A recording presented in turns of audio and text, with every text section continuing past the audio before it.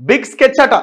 బండి ప్లేస్లో ఈటల కరీంనగర్ నుంచి ఈసారి ఈటలకు ఛాన్స్ ఒకే దెబ్బకు రెండు పిట్టల ఆలోచనలో హైకమాండ్ కరీంనగర్తో పాటు మరో కీలక స్థానంపై ఫోకస్ అక్కడి నుంచి బండిని బరిలోకి దింపే అవకాశం రాజకీయ వర్గాల్లో జోరుగా చర్చ నడుస్తున్నదట కరీంనగర్ ఎంపీగా పోటీ చేయాలని ఉందని బీజేపీ నేత ఈటల రాజేందర్ చేసిన కమెంట్ పార్టీలో సర్వత్రా చర్చనీయాంశంగా మారింది ప్రస్తుతం అక్కడ బండి సంజయ్ ఎంపీగా కొనసాగుతున్నారు అసెంబ్లీ ఎన్నికల్లో ఈ ఇద్దరు నేతలు ఎమ్మెల్యేలుగా పోటీ చేసి ఓటమి పాలయ్యారు ఈటల అయితే పోటీ చేసిన రెండు చోట్ల పరాజయం చూశారు కానీ ఎంపీ ఎన్నికల్లో సత్తా చాటి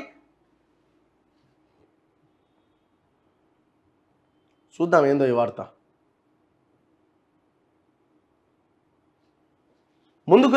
సత్తా చాటి ముందుకు రావాలని ఆయన ప్లాన్ చేసుకున్నట్టు కనిపిస్తోంది ఈ క్రమంలోనే అధిష్టానం అవకాశం ఇస్తే కరీంనగర్ లోక్సభ స్థానం నుంచి పోటీ చేస్తారని చెప్పినట్టుగా అనుకుంటున్నారు నిజంగా ఈ స్థానం ఈటలకిస్తే బండి సంగతి ఏంటి హైకమాండ్ వేరే ప్లాన్లో ఉందా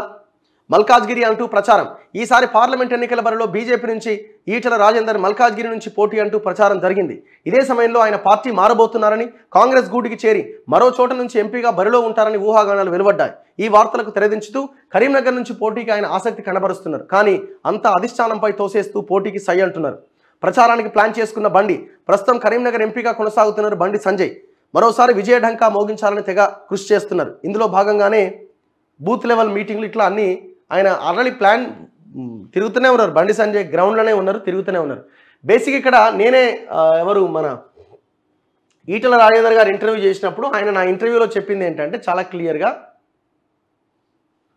నాకు కరీంనగర్ నుంచి పోటీ చేయాలని ఉన్నది ఎందుకంటే నాది లోకల్ అక్కడ కాబట్టి కానీ నాకు అక్కడ సిట్టింగ్ ఉన్నారు కాబట్టి ఆయన తప్పించి నేను అక్కడ చేయడం కూడా కరెక్ట్ కాదు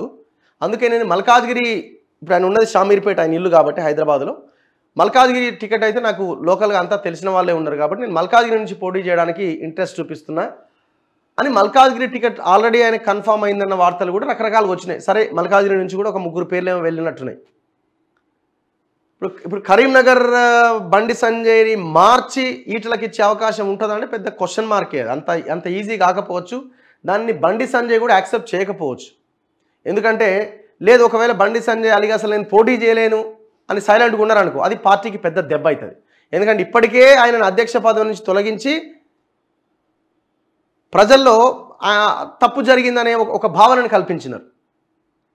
సో ఈ పరిస్థితుల్లో మళ్ళీ ఆయన అక్కడి నుంచి తీసేసి మళ్ళీ ఇంకో దగ్గర పెట్టి ఈ పరిస్థితికి బీజేపీ ముందుకెళ్తుందనైతే మనకు అనిపించట్లేదు చూడాలి మరి